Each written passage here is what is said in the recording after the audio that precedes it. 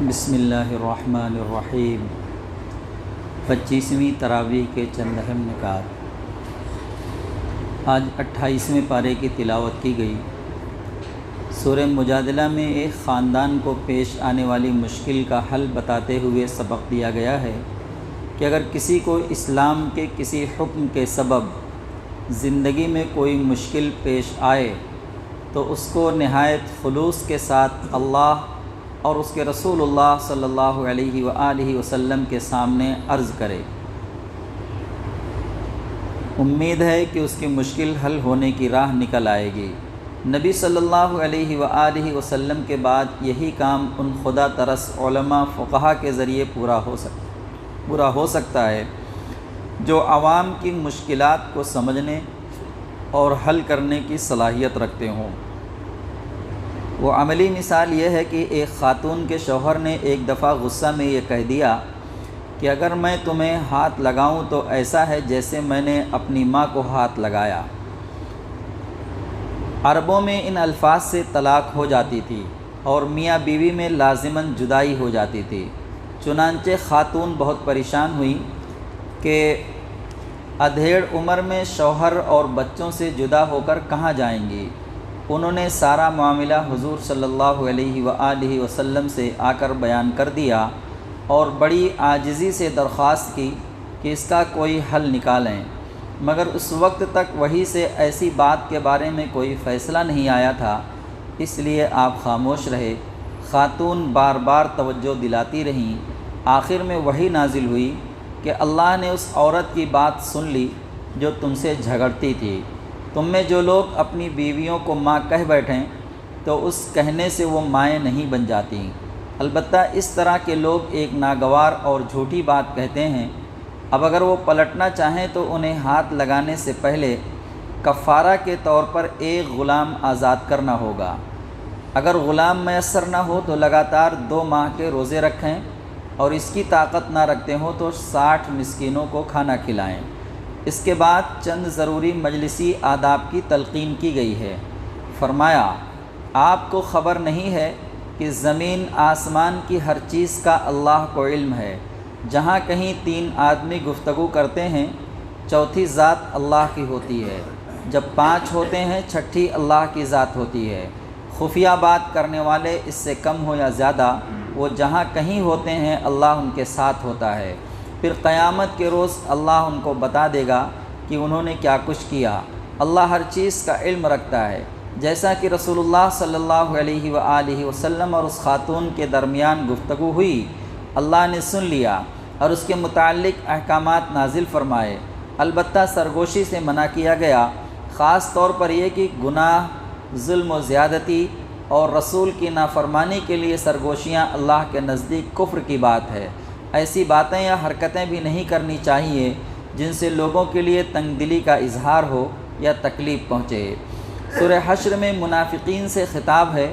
انہیں آگاہ کیا گیا کہ وہ ان واقعات سے سبق لیں جن دشمنوں کو وہ ناقابل تسخیر سمجھتے تھے، یعنی مدینہ کے یہود۔ اللہ نے کس طرح وہ حالات پیدا کر دیے کہ وہ خود ہی اپنے گھر اجاڑ کر مدینہ چھوڑنے پر مجبور ہو گئے اور کوئی بھی ان کے کام نہ آ سکا۔ مسلمانوں سے کہا گیا، اے ایمان والو، اللہ سے ڈرو اور ہر شخص کو فکر مند رہنا چاہیے کہ اس نے کل کے لیے کیا سامان تیار کیا ہے۔ تم ہر حال میں اس سے ڈرتے رہو، اللہ تعالیٰ تمہارے سارے اعمال سے باخبر ہے۔ ان لوگوں کی طرح نہ ہو جاؤ جو اللہ کو بھول گئے تو اللہ نے انہیں خود اپنا نفس بھلا دیا۔ یہی لوگ نافرمان ہیں۔ جنتی اور دوزخی برابر نہیں ہو سکتے۔ جنت میں جانے والے ہی اصل میں کامیاب ہیں۔ ساتھ ہی ان کے دلوں میں نرمی پیدا کرنے کے لیے بتایا کہ یہ قرآن وہ چیز ہے کہ اگر پہاڑ پر نازل کیا جاتا تو وہ بھی اللہ کی خشیت سے ٹکڑے ٹکڑے ہو جاتا۔ اگر یہ بھی تمہارے دلوں پر اثر نہیں کر رہا تو گویا تمہارے دل پتھر سے بھی زیادہ سخت ہو چکے ہیں اور تم خود کو سنگ دلی کی سزا کے مستحق بنا رہے ہو۔ سورہ ممتحنہ میں ان مسلمانوں سے خطاب ہے جنہوں نے ہجرت کے تقاضوں کو اچھی طرح نہیں سمجھا۔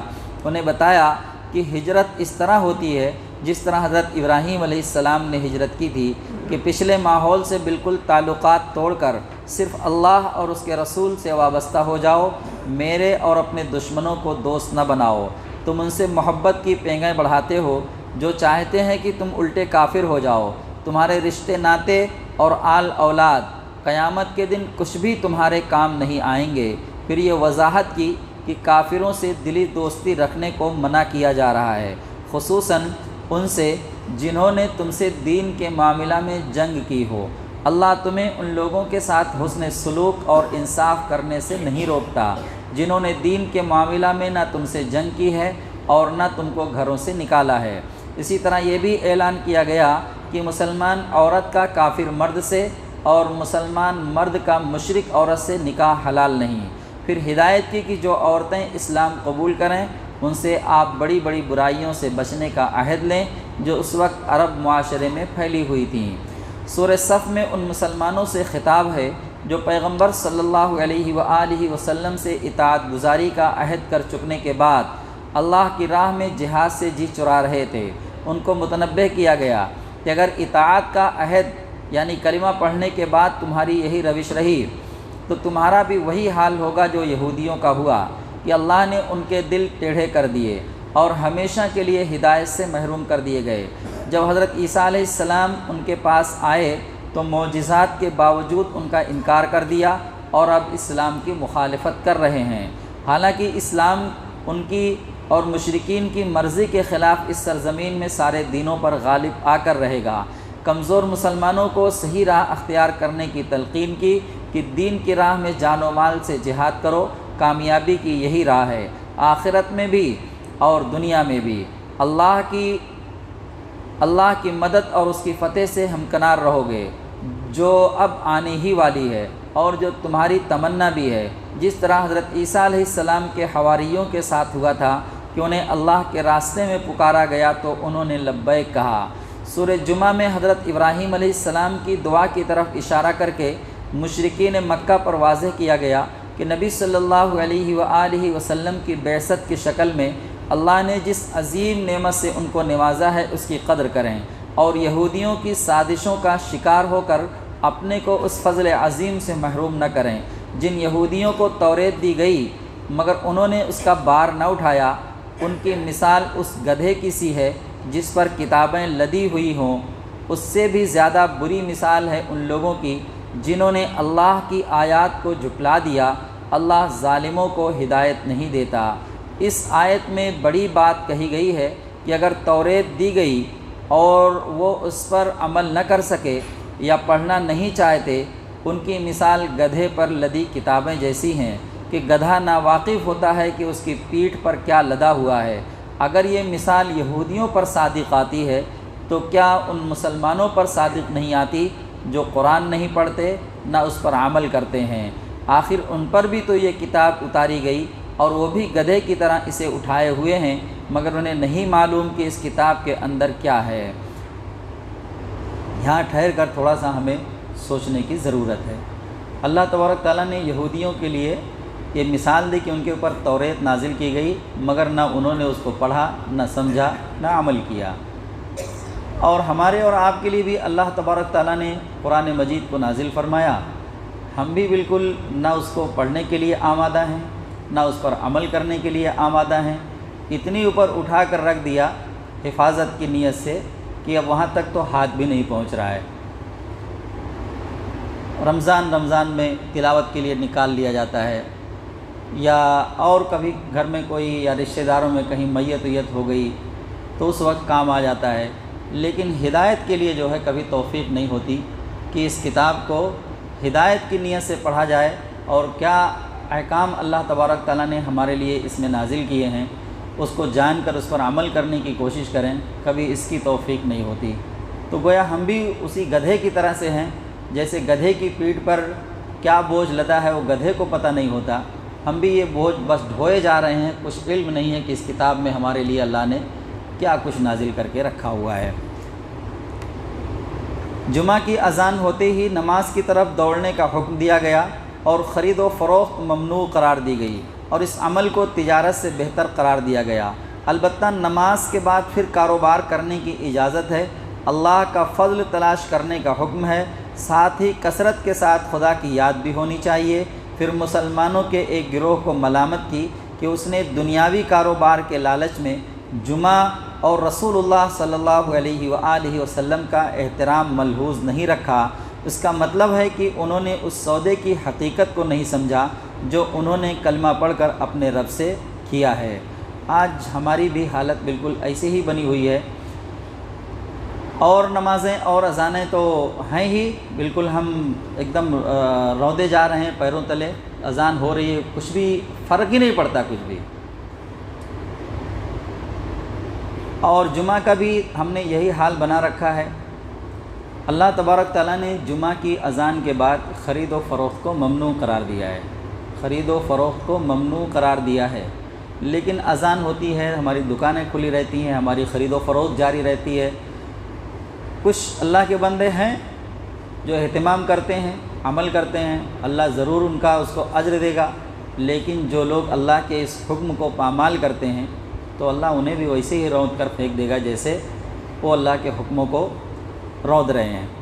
سورہ منافقون کے پہلے رکوع میں منافقین کا کردار بتایا کہ قسمیں کھا کھا کر اپنا ایمان جتاتے ہیں، حالانکہ ایمان قسمیں کھا کر جتانے کی نہیں بلکہ عمل کر کے دکھانے کی چیز ہے، مگر ان کا یہ حال ہے کہ دنیا کی محبت میں گرفتار ہیں۔ دوسرے رکوع میں مسلمانوں کو متنبہ فرمایا گیا کہ وہ مال و اولاد کی محبت میں پھنس کر اللہ کی یاد سے غافل نہ ہو۔ اگر آج انہوں نے اللہ کی راہ میں مال خرچ نہ کیے تو مرتے وقت پچھتانے کے سوا کچھ ہاتھ نہ آئے گا۔ گویا منافقت کا جو اصل سبب ہے اس سے بچنے کی تاکید کی۔ ایک دم واضح الفاظ میں اللہ تبارک تعالیٰ نے یہاں پر بھی ہدایت فرمائی ہے کہ پہلے تو نصیحت کی کہ اللہ کے راستے میں مال خرچ کریں، اولاد کی محبت میں پڑھ کر اور مال کی محبت میں پڑھ کر غافل نہ ہوں۔ اور دوسری آیت جو ہے مطلب سورہ منافقون کے دوسرے رکوع کی دوسری آیت، اس میں اللہ تبارک تعالیٰ نے فرمایا کہ جب موت آ جائے گی تو اللہ تبارک تعالیٰ سے مہلت مانگیں گے کہ اللہ تھوڑی سی مہلت مجھے دے دو، تھوڑی سی مہلت مجھے دے دیں، میں دنیا میں اور کچھ دن رہنا چاہتا ہوں۔ کس لیے رہنا چاہتے ہیں وہ؟ اس لیے تاکہ اللہ کے راستے میں مال خرچ کریں، کیونکہ اب سب کچھ دکھائی دینے لگا ہے۔ جب موت قریب آ جاتی ہے تو ٹھکانے دکھا دیے جاتے ہیں کہ ٹھکانہ کون سا ہے، جہنم والا یا جنت والا۔ تو اب وہاں پر فریاد کر رہا ہے انسان کہ اللہ تھوڑی سی مہلت اور دے دے، لیکن اس وقت مہلت ملنے والی نہیں ہے۔ یہ بھی اللہ تبارک تعالیٰ نے وہاں پر کہہ دیا کہ اب مہلت نہیں ملنے والی۔ کیا 30 40 50 60 70 سال کی زندگی اتنی بات سمجھنے کے لیے کافی نہیں تھی؟ اللہ تبارک تعالیٰ نے بار بار یہ بات، یہ چھوٹی یہ ایک خلاصہ ہے، یہ قرآن کا ترجمہ بھی نہیں ہے، لیکن کتنی مرتبہ ہم نے اس درمیان یہ بات ہم سن چکے ہیں کہ ہم نے جو رزق دیا ہے اس میں سے اللہ کے راستے میں خرچ کرو، ہم نے جو رزق دیا ہے اس میں سے اللہ کے راستے میں خرچ کرو۔ ایک مثال 2-3 سال پہلے ہم نے مثال دے کر یہ بات سمجھانے کی کوشش کی تھی، پھر اس بات کو دہرا رہا ہوں کہ ہماری اور آپ کی مثال بالکل اس چھوٹے سے بچے کی سی ہے کہ جیسے بچے کو ایک مٹھائی کا ڈبہ آپ لا کر دے دیں، مٹھائی کا ڈبہ آپ لا کر دے دیں اور 5 منٹ کے بعد اس سے مانگنا شروع کریں کہ ذرا اس میں سے بیٹا مجھے دے دو، پھر آپ تھوڑی سی مٹھائی دے دو۔ اب وہ بغل میں دبائے، ادھر بھاگے گا ادھر بھاگے گا، نہیں یہ میری ہے، نہیں یہ میری ہے، یہاں چھپائے گا وہاں چھپائے گا۔ یہ بچوں کی حال ہوتی ہے، بچوں کی حالت ایسی ہی ہوتی ہے نا اگر سمجھ میں آئے تو کر کے دیکھ لیں۔ ابھی 5 منٹ پہلے وہ مٹھائی کا ڈبہ آپ نے اس کو دیا ہے اور اس سے مانگ رہے ہیں۔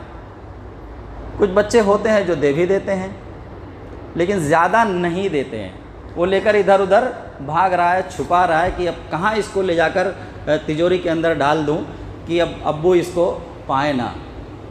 ہمارا بھی حال وہی ہے، مال اللہ نے ہم کو دیا ہے مگر ہم یہ تجوری میں وہ تجوری میں، یہ بینک میں وہ بینک میں، اللہ کہہ رہا ہے کہ بھائی جو ہم نے دیا ہے اس میں سے خرچ کرو۔ ارے وہ مٹھائی کا ڈبہ آپ ہی نے تو دیا تھا ابھی تھوڑی دیر پہلے، لیکن نہیں دے رہا ہے وہ آپ کو۔ تو ہماری بھی حالت بالکل ایسے ہی ہے، اللہ نے ہی رزق ہمیں دیا ہے اور وہ کہہ رہا ہے کہ مجھے دو، میرے راستے میں خرچ کرو، مجھے قرض حسنہ دو۔ کیسے کیسے الفاظ سے اللہ تبارک تعالیٰ نے ہمیں ترغیب دی ہے، لیکن ہم خرچ کرنے کے لیے آمادہ نہیں ہیں۔ جب موت قریب آ جائے گی جب منظر سب کچھ سامنے ہوگا تب مہلت مانگی جائے گی کہ اللہ تھوڑی دن اور مجھے مہلت دے دے، اب میں تیرے راستے میں خوب صدقہ کروں گا، خوب خیرات کروں گا۔ لیکن اللہ تبارک تعالیٰ نے کہا کہ نہیں، اب مہلت ملنے والی نہیں ہے۔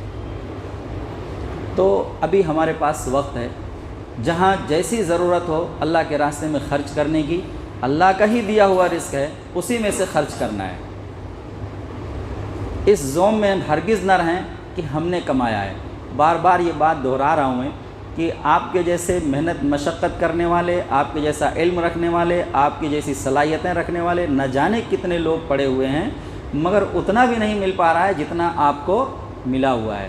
کل ہی ابھی مثال کے ذریعے یہ بات آئی تھی سامنے کہ جانوروں کے جیسا ند کر، جیسے جانور کھیت میں ند کر کھیت ہل چلاتا ہے زمین کو نرم کرنے کے لیے کسان، ویسا ند کر لوگ رزق کما رہے ہیں۔ روز جاتے آتے ہیں بمبئی، جا کر دیکھیں، ہاتھ گاڑی کھینچتے ہیں نا لوگ، کندھے پر پٹا لگائے رہتے ہیں، جانوروں کے بھی تو لگا رہتا ہے کندھے میں پٹا، وہ بھی گاڑیاں کھینچتے ہیں۔ کتنی مشقت سے کمائی جا رہی ہے روزی وہ۔ اگر اللہ نے آپ کو آسان رزق دیا ہوا ہے تو اس کا شکر ادا کریں اور اس کے راستے میں خرچ کریں۔ سورہ تغابن میں بتایا گیا کہ اس دنیا کی زندگی ہی کل زندگی نہیں، بلکہ اصل زندگی تو آخرت کی زندگی ہے جو لازماً آ کر رہے گی، اور یہ فیصلہ وہیں ہونا ہے کہ اس دنیا میں آ کر کون ہارا اور کون جیتا۔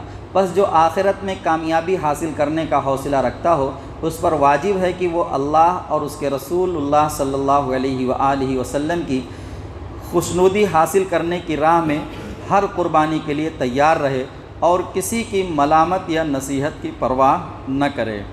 اسی صورت کے اندر اللہ تبارک تعالیٰ نے فرمایا ہے، جن کی محبت میں آ کر ہم اللہ کے حکموں کو پامال کرتے ہیں، انہی کے بارے میں اللہ تبارک تعالیٰ نے فرمایا کہ تمہاری کچھ بیویاں اور تمہارے کچھ بچے سب نہیں، یہ تمہارے دشمن ہیں، ان سے ہوشیار رہنا۔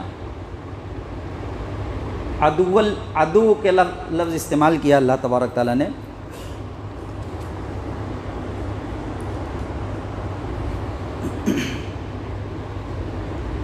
فرمایا کہ یا ایھا الذین آمنوا ان من ازواجکم و اولادکم عدوا لکم فاحذروہم وان تعفوا وتصفحوا وتغفروا فان اللہ غفور رحیم۔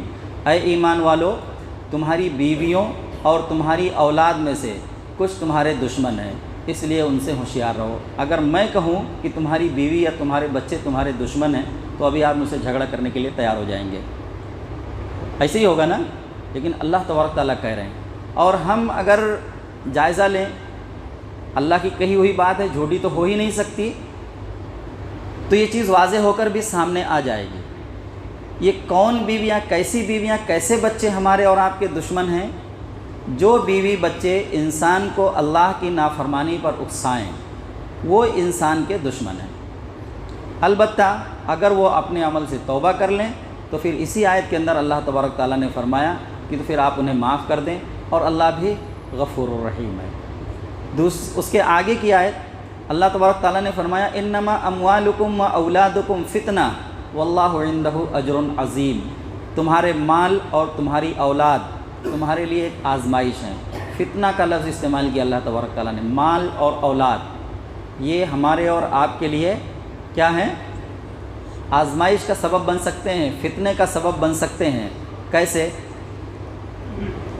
آزمائش یہ ہے کہ انسان مال و دولت اور اولاد کی محبت میں منہمک ہو کر اللہ کے احکام سے غافل ہو جائے۔ اگر ایسی اولاد اور ایسا مال ہم کو ملا ہوا ہے جس کی محبت میں ہم پڑھ کر اللہ کے احکام سے غافل ہو جائیں تو ایسا مال اور ایسی اولاد ہمارے لیے کیا ہے؟ فتنہ ہے، آزمائش ہے۔ ایسے مال اور اولاد سے ہمیں بہت زیادہ چوکنا اور ہوشیار رہنے کی ضرورت ہے۔ اور جو شخص ایسی غفلت سے اپنے آپ کو بچا لے اس کے لیے اللہ تعالیٰ کے پاس بڑا اجر و ثواب ہے۔ سورہ کہف کے اندر ایک واقعہ بیان کیا گیا ہے خضر علیہ السلام کا اور موسیٰ علیہ السلام کا۔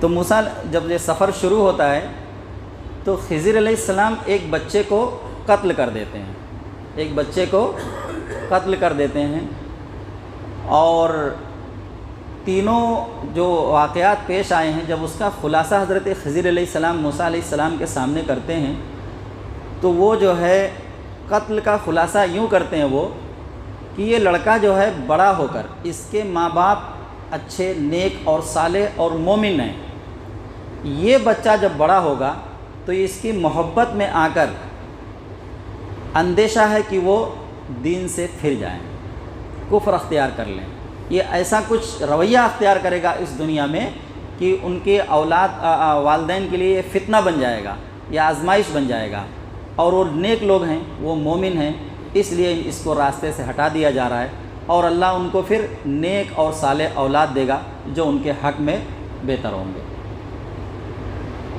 تو گویا ہمارے کچھ بچے، ہمارا مال ہمارے لیے فتنہ اور آزمائش بن سکتا ہے، اس سے ہوشیار رہنے کی ضرورت ہے۔ آج کی تراویح میں سورہ طلاق اور تحریم دونوں میں بتایا گیا کہ نفرت اور محبت دونوں طرح کے حالات میں صحیح رویہ کیا ہے۔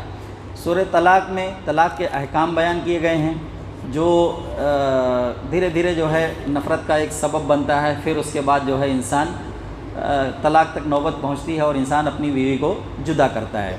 تو اگر حالات ایسے زندگی میں پیش آ جائیں تو وہاں پر کیا رویہ اختیار کرنا چاہیے وہ اللہ تبارک تعالیٰ نے بتلایا ہے۔ نفرت میں اس قدر آگے نہ بڑھ جائیں کہ خاتون کو نقصان پہنچانے کی کوشش کریں یا اس کو بدنام کرنے کی کوشش کریں، اللہ تبارک تعالیٰ نے جو طریقہ بتلایا ہے اس طریقے کو اختیار کریں۔ چنانچہ سورہ طلاق میں بتایا کہ اگر بیوی سے کسی وجہ سے اختلاف اور نفرت پیدا ہو جائے تو اس کے معاملہ میں کس طرح اللہ کی حدود کی پابندی کرنی چاہیے، اور سورہ تحریم میں یہ واضح کیا گیا کہ محبت میں کس طرح اپنے آپ کو اور بیویوں کو حدود الہی کا پابند رکھنے کی کوشش کرنی چاہیے۔ میاں بیوی کے رشتے پر ہی تمام معاشرت کی بنیاد ہے اور ہر شخص کو اس سے سابقہ پیش آتا ہے، لیکن اس رشتہ کی نازک حدود کا اول تو سب کو احساس نہیں ہوتا، اور جن کو ہوتا بھی ہے وہ بھی نفرت یا محبت کی ہلچل میں ان کو ٹھیک ٹھیک ملحوظ نہیں رکھتے۔ جدائی میں شریعت کے تمام احکام پس پشت ڈال دیے جاتے ہیں، اسی طرح محبت کی شدت میں خدا کے احکام کو اس محبت پر قربان کر دیا جاتا ہے۔ یہ دونوں باتیں شریعت سے انحراف کی ہیں جس کا نتیجہ آخرت کی تباہی ہے۔ سورہ طلاق میں اس بات کی بھی وضاحت کی گئی کہ اگر کسی کو طلاق دینے کی نوبت آ جائے تو یہ جائز نہیں ہے کہ وہ بیوی کو طلاق کے 2 کلمے کہہ کر فوراً گھر سے نکال دے، بلکہ اس کو اللہ کے مقرر کیے گئے قاعدوں اور ضابطوں کی پابندی کرنی چاہیے، اور یہ پابندی ہر غریب اور امیر سب کے لیے لازمی ہے۔ جو لوگ غریب ہونے کے باوجود ان احکام کی پابندی کریں گے، یعنی عدت کے زمانے میں ان کا خرچ اٹھانا، اسی مکان میں رہنے دینا وغیرہ، اللہ ان کی مشکل آسان فرما دے گا، اور جو مال کی محبت میں حدود کو توڑیں گے وہ اللہ کا کچھ نہیں بگاڑ سکیں گے بلکہ خود ہی گنہگار ہوں گے۔ فرمایا اللہ تبارک تعالیٰ نے اس بات کو بیان کرتے ہوئے فرمایا وَمَن يَتَّقِ اللَّهَ يَجْعَل لَّهُ مَخْرَجًا، کہ جو اللہ سے ڈرے گا، یعنی اللہ کے حدود کی پابندی کرے گا، جو اللہ سے ڈرے گا، تقوی اختیار کرے گا، اللہ تعالیٰ اس کے لیے اس کی مشکل کو آسان کر دیں گے۔ وَمَن يَتَّقِ اللَّهَ يَجْعَل لَّهُ مَخْرَجًا وَيَرْزُقْهُ مِنْ حَيْثُ لَا يَحْتَسِبُ، اور ایسی جگہ سے اس کو رزق عطا فرمائیں گے کہ جہاں سے وہ گمان بھی نہیں کر سکتا، جہاں سے وہ سوچ بھی نہیں سکتا کہ یہاں سے بھی مجھے روزی مل سکتی ہے۔ اللہ تبارک تعالیٰ اس کے لیے اتنی آسانیاں پیدا کر دیں گے جو اللہ سے ڈرے گا اور اس کے حدود کی پابندی کرے گا۔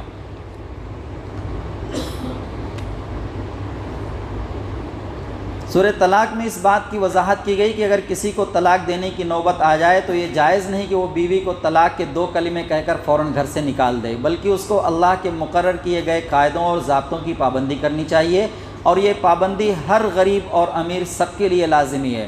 جو لوگ غریب ہونے کے باوجود ان احکام کی پابندی کریں گے، یعنی عدت کے زمانے میں ان کا خرچ اٹھانا، اسی مکان میں رہنے دینا وغیرہ، اللہ ان کی مشکل آسان فرما دے گا، اور جو مال کی محبت میں حدود کو توڑیں گے وہ اللہ کا کچھ نہیں بگاڑیں گے بلکہ خود ہی گنہگار ہوں گے۔ فرمایا اے نبی صلی اللہ علیہ وآلہ وسلم، جب آپ یا آپ کی امت عورتوں کو طلاق دے تو عدت شروع کرنے کے لیے صحیح وقت میں طلاق دے اور عدت شمار کرتا رہے، ان کو گھروں سے نہ نکالے، وہ خود بھی نہ نکلیں، الا یہ کہ وہ کسی صریح برائی میں مبتلا ہوں۔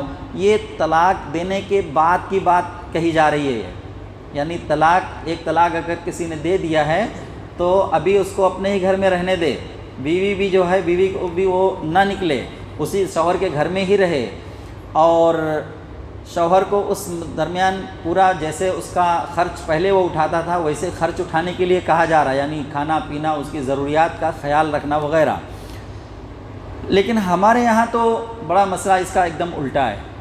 الٹا ایسا ہے کہ پہلے تو گھر سے ہی جدائی ہو جاتی ہے، طلاق کی نوبت تو کہیں 2 سال 4 سال 8 سال، بعض تو 10 سال تک جو ہے ویسے ہی پڑے رہتے ہیں۔ یہ بالکل اسلام کے اصول کے خلاف ہے۔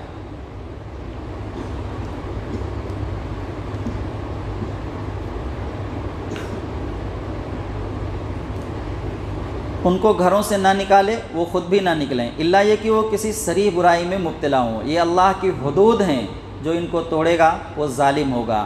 عدت پوری ہو جائے تو یا تو انہیں بھلے طریقے سے اپنے نکاح میں رکھے یا بھلے طریقے سے ان سے جدا ہو جائے۔ جو اللہ سے ڈرے گا اللہ اس کے لیے کوئی نہ کوئی راستہ نکالے گا، اسے ایسی جگہ سے روزی دے گا جہاں سے وہ سوچ بھی نہیں سکتا۔ جو اللہ پر بھروسہ کرے اللہ اس کے لیے کافی ہے۔ اللہ اپنا کام پورا کر کے رہتا ہے، اس نے ہر چیز کی ایک تقدیر مقرر کر رکھی ہے۔ جن عورتوں کا حیض آنا بند ہو جائے یا جنہیں ابھی حیض آیا ہی نہیں، ان کی عدت 3 ماہ ہے، اور حاملہ کی عدت بچے کی پیدائش تک ہے۔ جو اللہ سے ڈرتا ہے اللہ اس کے معاملہ کو آسان فرماتا ہے۔ تم جہاں رہتے ہو جن عورتوں کو حیض آتا ہے ان کی عدت 3 مرتبہ حیض آنے تک کی ہے، یہ پچھلی آیتوں میں بیان ہو چکا ہے۔ اور جن کو ابھی حیض آیا ہی نہیں یا اور نکاح ہو چکا ہے، یا ایسی عورت جس کا حیض آنا بند ہو گیا ہے، یعنی عمر 50-55 کے آس پاس پہنچ گئی ہے، ایسی عورتوں کی عدت کی مدت 3 مہینہ ہے۔ اور جن کے شوہر کا انتقال ہو جائے ان کی عدت کی مدت 4 مہینہ 10 دن ہے۔